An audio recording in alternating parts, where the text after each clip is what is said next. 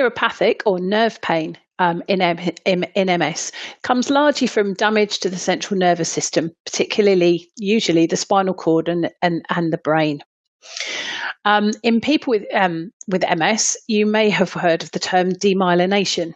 And in that situation, the immune system attacks the myelin sheath, disrupting the nerve signal and causing pain.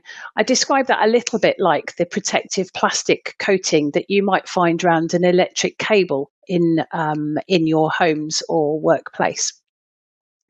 And at the same time, as this demyelination process happens, lesions or scars directly affect those nerve fibers and stop the regular processing of pain signals.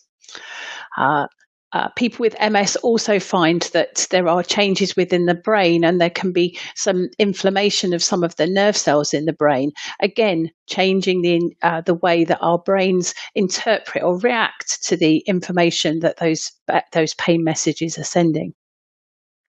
And in general, pain is transmitted in a sequence of excitatory, as in positive, or inhibitory, as in turning something off, messages or signal.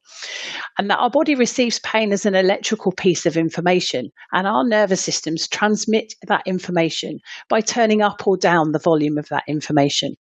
And in people with MS, unfortunately, because of the changes to the central nervous system, these messages can sometimes become dysfunctional and lead to patients experiencing not just increased pain, but also different types of sensations, which in themselves can become painful. So people with MS can often talk about something called hyperalgesia, where, for example, numbness becomes painful, or patients describe dripping water or hot and cold or crawling ants or creatures, for example, all of examples of differing ways that nerve pain is described by patients with people with MS.